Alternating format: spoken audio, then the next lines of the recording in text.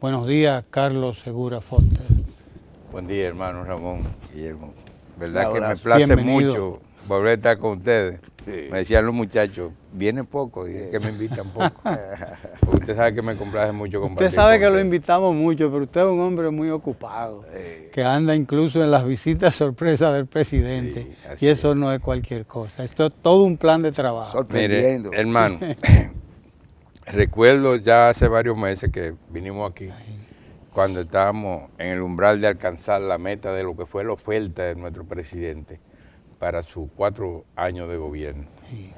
Le decía en aquella ocasión que los 44.000 millones de pesos que había ofertado como crédito a través del Banco Agrícola para la seguridad alimentaria ya se habían alcanzado a principios de año de 2016. Y le vaticiné que si seguíamos con el ritmo que llevábamos, íbamos a alcanzar la cifra de 60.000 millones de pesos. Es decir, que estaríamos superando en 16.000 millones de pesos lo que fue la oferta de 44.000 millones de pesos para la seguridad alimentaria a través de los financiamientos del Banco Agrícola. Bueno, yo le traigo la primicia. Al día de hoy, cuando termina el mes de mayo, que estamos terminando, como se dice, 45 meses de gobierno, nosotros vamos a estar cerrando nuestras operaciones con préstamos otorgados por 56.000 millones de pesos. Eso es 16.000 millones de pesos más de lo que se ofertó. Y eso nos pone en el umbral de alcanzar, en los prácticamente 3 meses que nos faltarían para el primer cuatrienio de Danilo Medina, de llegar a los 60.000 millones de pesos. Ese cumplimiento, esa superación de lo que fue su oferta para el periodo 2012-2016, es lo que ha permitido ya diseñar una política para que los préstamos de este renglón, seguridad alimentaria, para el próximo gobierno ascienda a no menos de 70.000 millones de pesos. Yo lo que quiero es significar la importancia que tiene esto, porque la agropecuaria está viviendo una revolución implementada a través de la política de Danilo Medina, y que para mí es el principal legado que le va a dejar nuestro presidente al pueblo dominicano. Ningún presidente en el futuro podrá ponerse de espalda a la realidad del campo. Tendrá que seguir viviendo a favor del campo, compartiendo con el hombre del campo, haciendo lo que el campo necesita. Carlos, eso quiere decir la magnitud de esa inversión y de ese, por lo tanto, importantizar el sector es tan grande como el abandono y la falta de recursos que existió frente al sector. Porque si es grande lo que Danilo ha hecho, grande era entonces el abandono que existía y que de alguna manera había gente que denunciaba, porque también se sabía, el campesino se sentía, o el agricultor se sentía abandonado, cuando no endeudado, y usted sabe de eso más que nadie. ¿En qué medida, por lo tanto, también es una visión propia, bochita, diría yo, de lo que había que hacer? El que se lee la historia de Bosch, cuando participaba en las tertulias de los años 30, establece que realmente el pensamiento de Bosch estaba en establecer la importancia que tenía el campo sobre el hombre de la ciudad. Es decir, el peso de los escritos de Bosch era lo que se vivía en el campo y cómo él tenía la visión de transformar eso.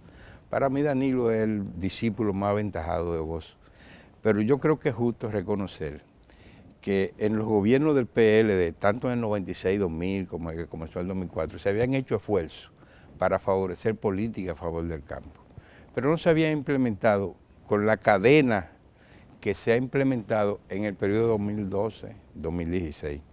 Y es porque realmente ahora lo que es un diseño que establece no solo el aumento de la producción y la productividad, sino aumentar el poder adquisitivo y la alimentación del pueblo dominicano. Conectar la producción del campo con el programa de educación tan extendida, en donde a 1.800.000 niños se les va a proveer de la alimentación que se va a producir fundamentalmente en el campo, pero además lograr que pasáramos como país de 4 millones de turistas a 6 millones, es crear una demanda adicional, que es lo que ha creado una cadena de comercio, que ha desaparecido la queja de que el agricultor dejaba de producir porque cuando producía mucho los precios bajaban y solamente los precios subían si producían poco. Entonces ahora hay estabilidad. Sí. ¿Por qué? Porque ya hay centros que se pueden suplir con la producción y hay un mercado asegurado. Por ejemplo, los financiamientos que nosotros hacemos, y yo quiero graficar con un ejemplo, por ejemplo, Cooperativa del Sur, COPESUR. ¿Qué es COPESUR? La suma de pequeños ganaderos de la región sur del país. El Banco Agrícola le financia a esos pequeños ganaderos la producción de leche. A COPESUR le financiamos la compra de la leche que producen sus socios. Su socio automáticamente le paga al banco, le da los recursos a Una especie COPESUR. de ignoración. Entonces, COPESUR procesa eso y le vende a la alimentación escolar. Es un suplidor que comenzó supliendo 15.000 raciones y va por 120.000 raciones a la alimentación estudiantil, así se llama el programa ahora. Pero ¿qué resulta? Que ellos necesitan recursos líquidos, rápidos. Cuando ellos entregan su producto al INAVIE, así se llama la entidad que canaliza los pagos, nos pasan la factura y nosotros se la compramos y le suplimos el 80% del valor de esa factura. Automáticamente tienen la liquidez para pagarla inmediatamente. Por eso usted no ve la queja ahora de que la gente produce, despacha a cualquier organismo, no quiero ponerle nombre, y no se acumulan deudas, porque realmente hay un mecanismo ágil de comercialización y de financiamiento. Entonces, eso es lo que ha creado la gran revolución para que ya en el campo, antes de sembrar, el productor sepa qué va a sembrar, qué va a producir y a quién le va a vender. Entonces, eso ha creado una verdadera revolución, que yo vuelvo y repito, es el gran legado que va a quedar para el pueblo dominicano, porque esos programas, tanto de la alimentación escolar, de la producción, de la estabilidad, de la mitigación de pobreza a través de la visita sorpresa, de generar cultivos que generen exportación, es algo que ya ningún gobierno puede solallarlo. No importa quiénes seamos los funcionarios, cualquiera que sean los funcionarios tienen que seguir aportando lo que son las políticas que crean el bienestar al hombre del campo. Dos informaciones sobre las que usted podría aclarar su naturaleza. Ramón comentaba un envenenamiento en un proyecto de bate y bombita en Barahona. Ya yo lo había hecho anteriormente.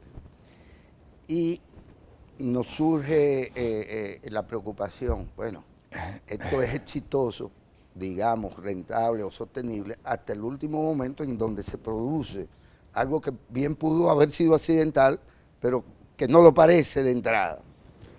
Dos, recientemente productores lecheros, suponemos que en ese entramado bien organizado, que dicen que de 20 pesos que se le pagaba el litro en finca, de repente se lo bajaron a 16. Y tú dices, bueno, al que le tumban eso puede ser el margen o la sostenibilidad de la operación. ¿En qué medida estos proyectos de los productores quedan asegurados o blindados, tanto con respecto a cualquier situación eventual, como es el caso de la bombita, que afecta, lógico, la rentabilidad y puede hasta descapitalizar el proyecto, como esto que aparenta ser una práctica de un sector que es el de las grandes lecheras, que adquieren esta leche y que por igual también puede afectar a clientes del Banco Agrícola? Bueno, realmente yo quiero desglosar las dos situaciones. Es una pena que se haya producido la mortandad que se produjo en los estanques de los peces de la bombita, porque es un proyecto de una filosofía tan profunda, de una mitigación, de una zona pobre, en una zona en donde solamente se veía vender el pescado de agua dulce, tilapia, en Salta, que esa gente se produjeran con su matadero para producir filetes. Lástima que 2 veces ya estando a punto de hacer la colección, recolectar los peces y llevarlos al matadero, se produce este envenenamiento. En marzo y Bueno, ahora. Yo no quiero adelantarme porque realmente eso Claro. hay que profundizar. Pueden ser muchos los factores que hayan ocasionado eso. Pero lo cierto es que eso le ha ocasionado un daño a un programa que era exitoso y era puesto como modelo. Ojalá que se pueda recuperar, porque realmente es un programa que va a producir muchas posibilidades de la alimentación, porque ya los mataderos que se estaban estableciendo era con una vocación de ese mismo pescado servirlo en la alimentación estudiantil. Por el otro lado está el caso de la leche. Ya este es un caso que tiene mucho que ver con lo que es la producción mundial. Si tú analizas las últimas noticias, en Estados Unidos de Norteamérica, en el presente año, para poder consumir el queso que se ha producido como consecuencia del aumento de la producción de leche, cada ciudadano tendría que consumir 2.3 la cantidad de queso que consumió el año pasado. Es decir, aumentar el consumo 1.3, porque ha habido un incremento grande en lo que a producción de lácteos en la humanidad. Eso como consecuencia en un país con acuerdo como es la Comunidad Europea y Estados Unidos de Norteamérica, crea una situación de mercado que como no tienen a dónde vender su mercado, tienen que buscar la exportación y es lo que ha producido La importación de quesos. la importación de queso aquí. Que nosotros en este gobierno estamos creando la base, porque ya nosotros tenemos certificaciones de fábricas de queso que producen con el estándar de calidad y el precio competitivo para competir con cualquier país del mundo. Pero no ha avanzado en la cuantía y tenemos que seguir avanzando. Entonces nosotros tenemos por delante la situación de asegurarle la rentabilidad a los productores. Ahora, hay un criterio que yo quiero dejarlo sentado. Eso no quiere decir que esa es la decisión. Nosotros tenemos que acostumbrarnos a la variación de los precios en función cuando nosotros competimos con otros países. Nosotros tenemos un gran problema que resolver, que es la calidad y la inocuidad de los productos que elaboramos. Aquí la mayoría de las queserías no tienen pasteurizadora y eso es un renglón fundamental para asegurar la calidad. Entonces, usted no puede llevar a un programa de alimentación que es tan sensible que eso solamente porque es de producción nacional, si no cumple con las reglas sanitarias que tiene que cumplir. Entonces, sobre eso nosotros seguimos trabajando conjuntamente con otro programa que tiene mucho que ver con reducir el costo de producción para la leche a través de la mejoría de la genética. A las mismas situaciones nosotros tenemos estructuras para producir aquí la reproducción in vitro, que nos va a asegurar buenos padrotes, buenos vientres madre para mejorar la producción de leche. Eso, si usted logra pasar de la media del litro de leche por vaca, aumentándolo un 30%, ya le permite al productor y al cliente suplir su compromiso sin tener que estar expuesto a esta variación de los precios que siempre va a existir en función de la oferta y la demanda. Sobre eso nosotros tenemos que seguir trabajando, tanto en el ámbito vegetal de la producción como en el ámbito animal. Y yo quiero, porque es que todo lo que concierne el programa de Danilo Medina es una conexión de una situación con otra. Nosotros, por ejemplo, tengo la suerte de compartir con ustedes que disfrutan de lo que es Rancho Arriba. Rancho Arriba se ha convertido en la capital de la producción en ambiente controlado, la producción de vegetales. Pero ¿qué tiene de atractivo lo que se ha diseñado y se está ejecutando en este gobierno?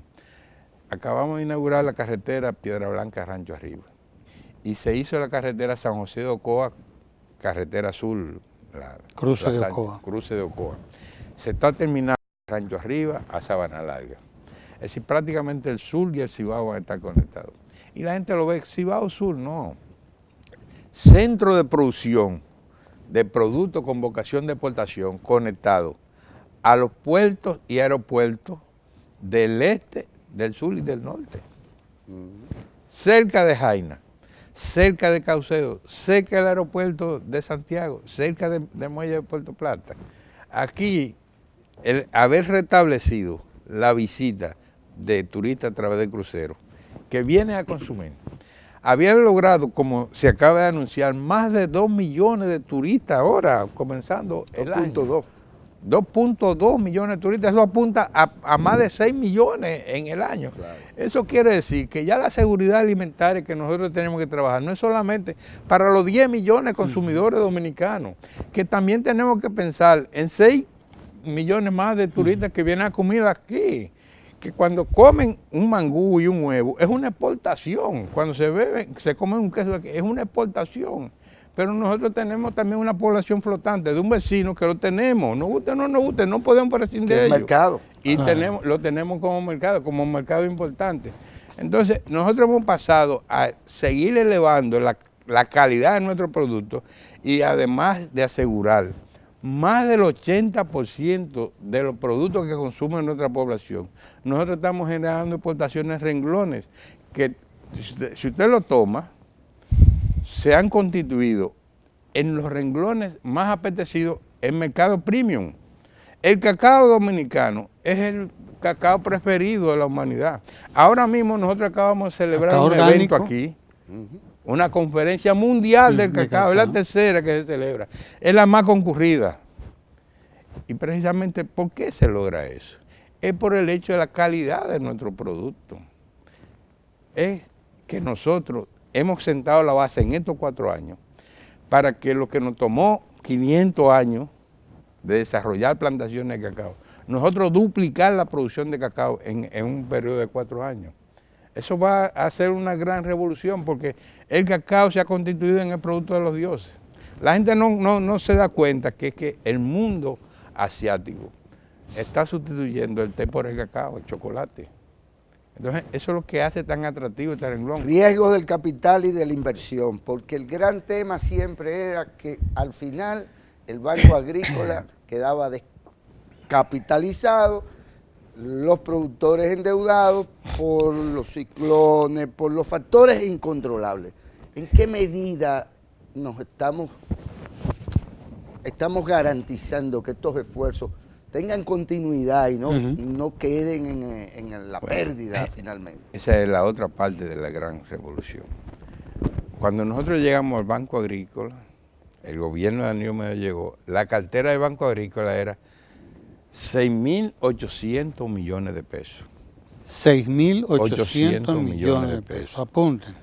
Con una morosidad del 36%, es decir, 36. Más de 3 de cada 100. Sí, de cada 10. De cada 10 3 de cada estaban vencidos.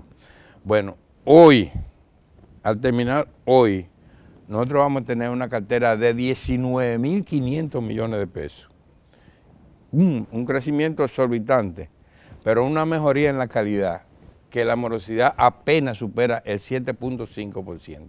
7.5, es decir, hemos reducido la morosidad en un 30 puntos, hemos triplicado la cartera. ¿Y por qué se ha logrado eso? Primero, por lo que ya le narraba antes, la seguridad de la comercialización, que era el lastre que había. Pero además porque, a pesar de que la ley de seguro agropecuario se aprobó en el año 2007, la ley obligaba a crear un reglamento para el manejo de la misma. Fue en el primer presupuesto completo del gobierno para el presupuesto del 2013 que se incluyó por primera vez el subsidio a la póliza de seguro agropecuario, que le subsidia al productor, cliente del Banco Agrícola, el valor de su póliza desde un 20 hasta un 50%. Es lo que ha permitido que, a pesar de que el país ha sido afectado por la sequía más severa, el agricultor no se haya visto afectado por pérdida como consecuencia de la sequía, porque el seguro agropecuario ha estado presente cubriendo los daños derivados de eso. Un seguro que lo que hace es que compra un reaseguro internacional. El país no se resiente por esa situación porque los recursos para resarcir a los productores vienen de las reaseguradoras internacionales. Nosotros pasamos a ser de una aseguradora agropecuaria desacreditada a una aseguradora agropecuaria puesta de ejemplo por las reaseguradoras internacionales en todos los países del mundo. ¿Por qué?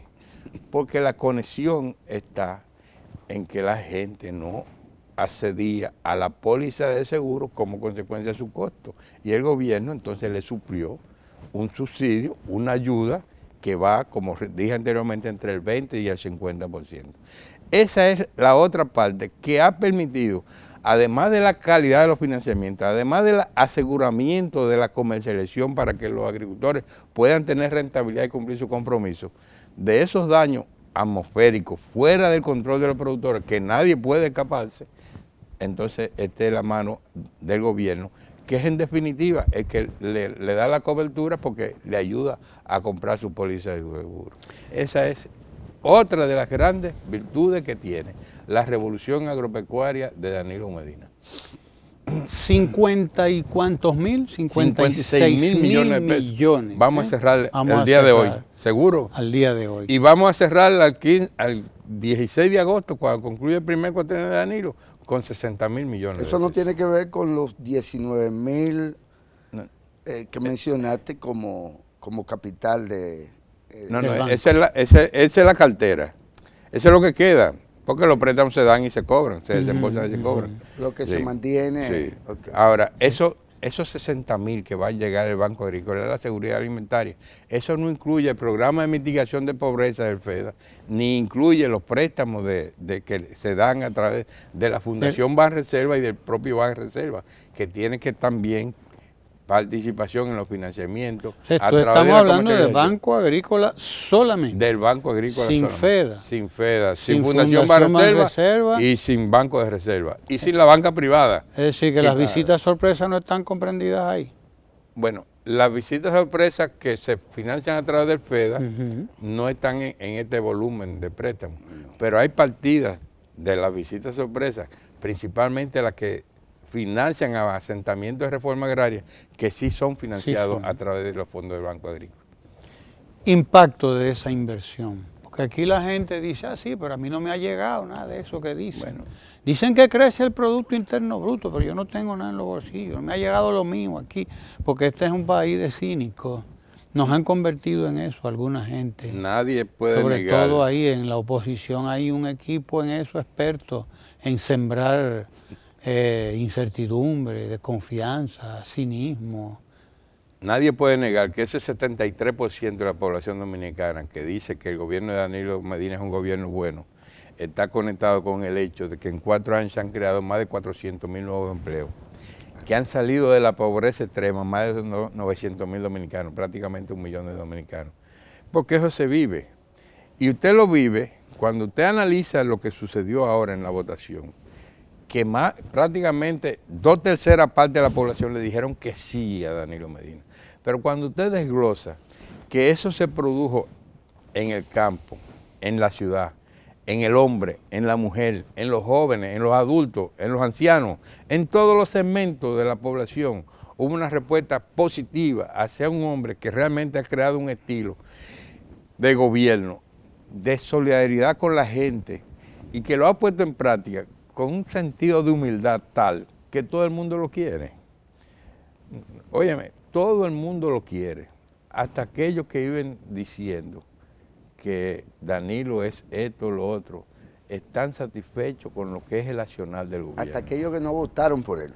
Sí, porque la situación es esa, porque eso es lo que explica que un 73% dice que Danilo es un buen gobierno y la votación se produce un 62%. Porque diferentes razones impiden que la gente exprese a través del voto lo que es su sentimiento. Pero realmente la aceptación, el hecho de que Danilo se mantenga como el presidente mejor valorado de nuestro continente, como el segundo mejor valorado del mundo, quiere decir que nosotros tenemos el presidente que la sociedad dominicana necesitaba y que necesita tener. Y para tener la calidad del gobierno, lo que el pueblo dominicano tiene que tener en cuenta es que el legado que va a dejar Danilo Medina es que la forma de actuar de un presidente tiene que estar conectada con la forma de actuar de él. Sin arrogancia, sin prepotencia, con humildad, con entrega, fundamentalmente a la gente que necesita los servicios del gobierno. Y con apoyo a aquellos sectores que tienen que coadyuvar con el desarrollo.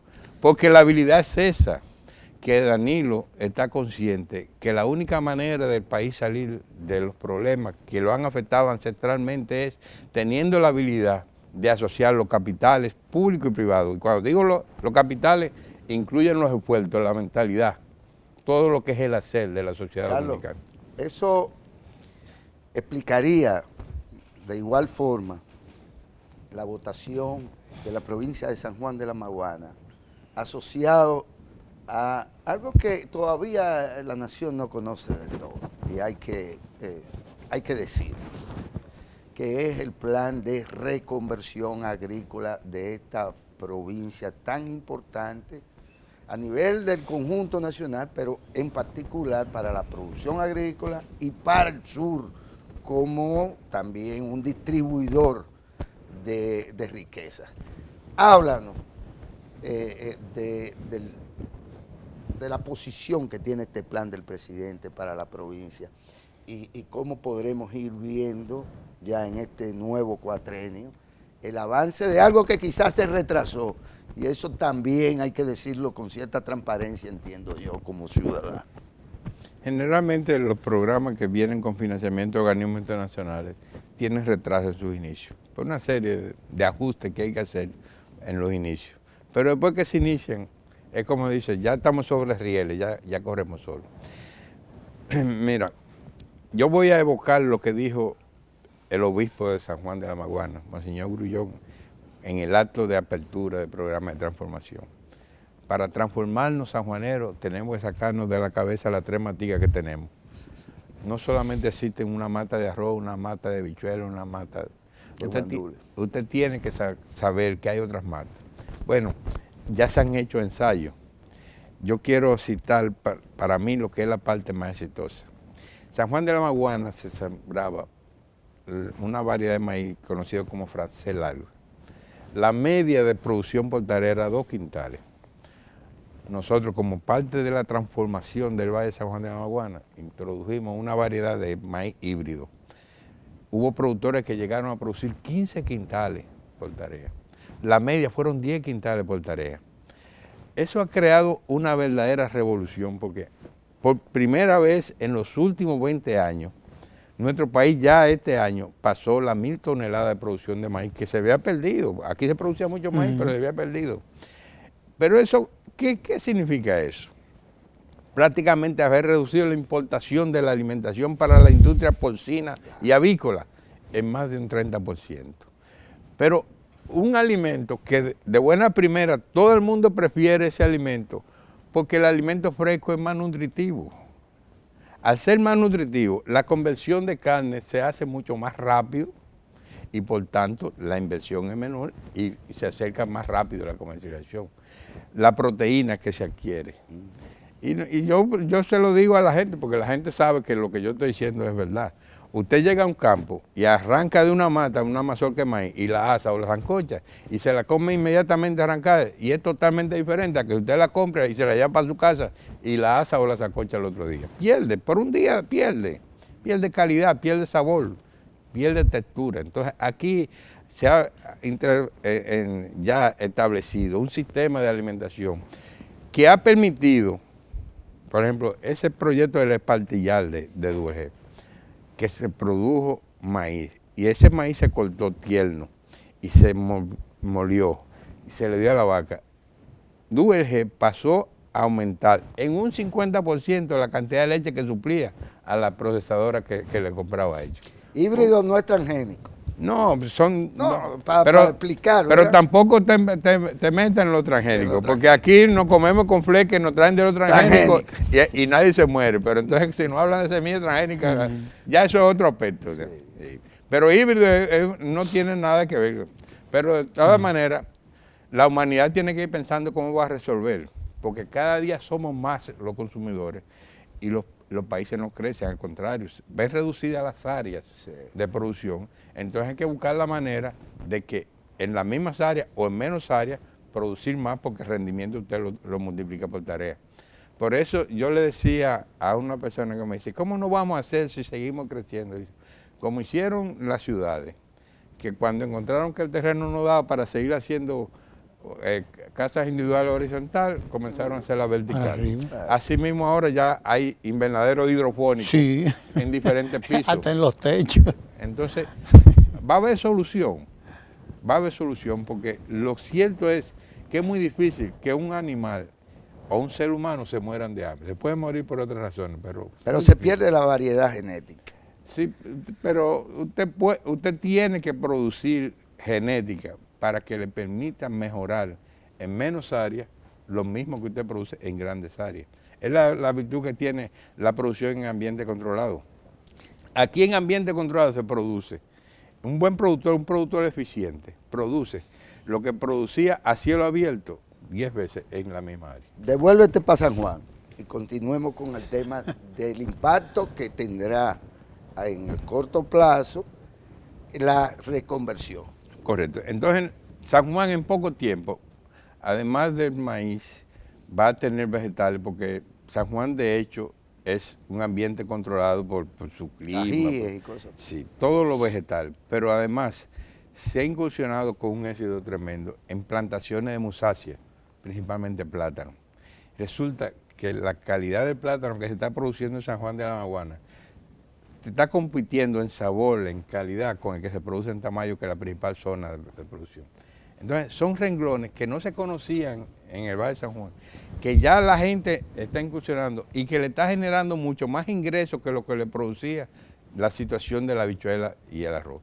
Y no es que se tenga que prescindir de la habichuela, pero la habichuela requiere de una tecnología que requiere una inversión. Una de las transformaciones que se va a producir con el programa que está ejecutando el gobierno es la modificación de los sistemas de regadío. No es lo mismo usted echarle agua a un terreno desnivelado a un terreno nivelado. El consumo de agua se le reduce sustancialmente. Entonces eso le permite a usted utilizar sistemas de fertirrigación, manguera de goteo, de riego priorizado, para sacarle más provecho a la cantidad de agua que se tiene. Porque ese es uno de los graves problemas y por eso Danilo ha esbozado que este cuatrenio que comienza el 16 de agosto será el gobierno del agua. El agua que tiene que estar conectado, primero, con la repoblación de todas esas zonas que han sido afectadas por la deforestación. Y en segundo lugar, porque hay que evitar que las aguas se pierdan, que las aguas se pueden reusar, se pueden reciclar, se pueden acopiar para consumirlas en los momentos adecuados. Que esas zonas que se ven afectadas por las situaciones de sequía, realmente puedan tener envase de agua para en su momento utilizarla a favor de la producción. Pero yo quiero reiterar que un país que tiene la suerte de un presidente como Danilo, de pensar en la alimentación, que ha venido a suplir lo que era el sentimiento y el deseo del hombre y la mujer del campo, es lo que necesitábamos nosotros, todos los que hemos dedicado nuestra vida a trabajar a favor del hombre del campo. ¿Qué esperar para estos próximos 4 años? Este cuatrenio del agua, porque ya está muy claro, es el cuatrenio del agua. Ahora bien, sabemos de lo que ha ocurrido y de lo que deberá ocurrir, por lo menos intuimos, ¿no?, lo que es el plan de desarrollo o de reconversión agrícola de San Juan, etcétera. ¿Qué es lo que viene en estos próximos 4 años? Porque se trata ahora de afianzar políticas, de garantizar que no se devuelvan para atrás, que no volvamos a donde estábamos, que realmente era un abandono injustificable. Realmente nosotros, conociendo más los planes, el cuatrenio del agua está conectado también con mejorar la población boscosa. Y no hay renglones más importantes como aquellos que generan y conservan las aguas. Por ejemplo, la planta que más conserva las aguas es la planta de cacao.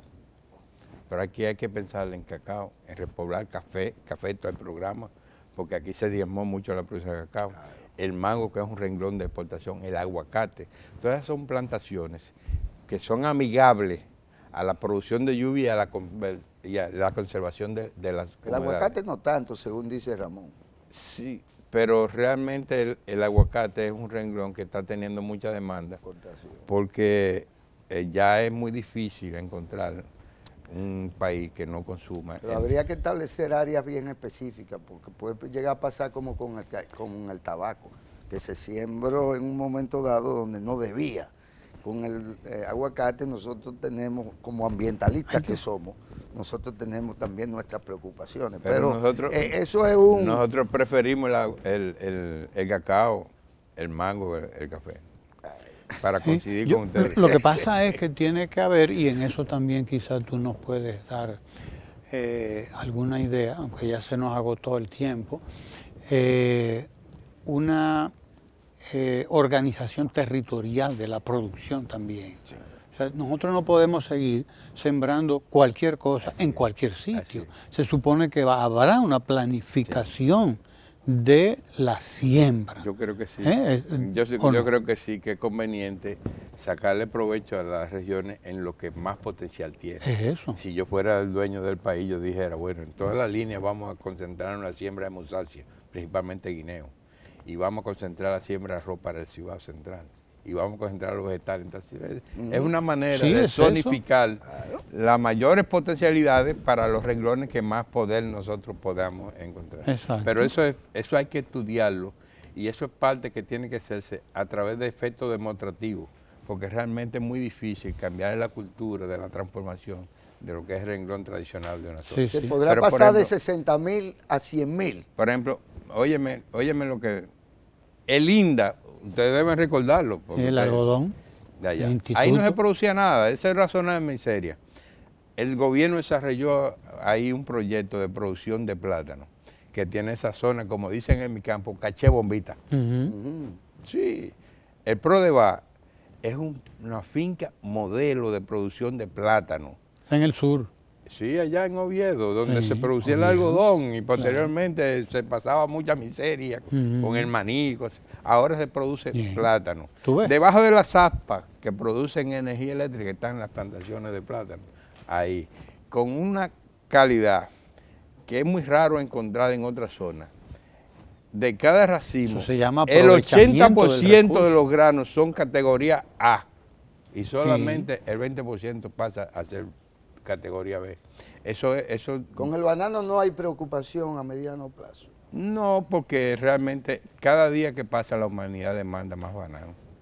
Y la famosa enfermedad de Panamá. ¿Qué le llaman? Bueno, pero con todas las enfermedades tenemos que lidiar, como lidiamos los seres humanos. Sí. Mira, Carlos, nosotros necesitamos hablar contigo mucho. Ustedes tienen que invitarme porque hay muchas cosas Además, que debe quedan ahí. Él sabe muchas cosas. Como lo hacía antes, ¿verdad? Vamos a ir a San José de Ocoa. Vamos, que se la hay que decir que el presidente Danilo Medina, pues, es un modelo de trabajo, de organización, etcétera, pero también es un modelo de presidente que sabe para qué da cada quien. Y a quién es que yo necesito en cada sitio. Tiene que seguir haciendo eso, con funcionarios como Carlos Segura Foster y como Yocasta Guzmán, que viene por ahí a hablar con nosotros. En buenas manos está el pandero. En buenas manos está el pandero. Tengo hoy. Yocasta, así que, ahora decir nada. Gracias a Carlos Segura Foster, usted está invitado aquí, porque tenemos que seguir pelando ese plátano. Y usted quédese ahí porque vamos ahora a seguir hablando, pero de contrataciones públicas. No se vaya, con la doctora Yocasta Guzmán, que es la encargada de esa área en el gobierno del presidente Danilo Medina. No se mueva. Gracias, Carlos.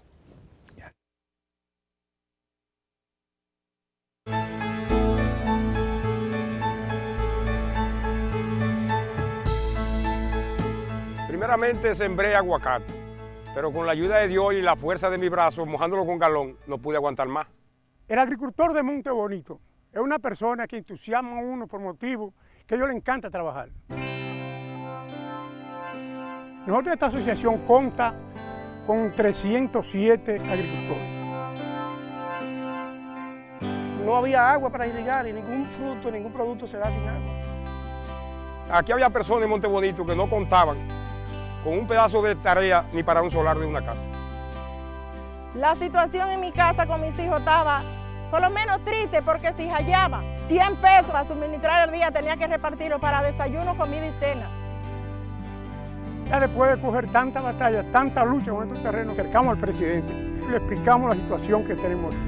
Entonces vamos a habilitar esas tierras, vamos a llevarle el agua para que puedan producir, para generar riqueza, que es lo que yo quiero. Yo quiero gente que tenga ingresos, gente que pueda comprar. Aquí ahora mismo se están gastando por encima de los 30 millones de pesos con las aguas y los caminos. Estos 4 reservorios van a cubrir más de un 90% de los terrenos, ya que están ubicados en lugares estratégicos. No se va a gastar un centavo en combustible porque todo es por gravedad. Porque con ese tendido que va a ir pasando, mi vida cambiará mejor. Ya la situación en mi casa mejoró. Nos han dado 50.000 plantas de aguacate, 40 o 45.000 cepas de plátano, 30.000 plantaciones de café. Ya están encajando aguacate para embarcar.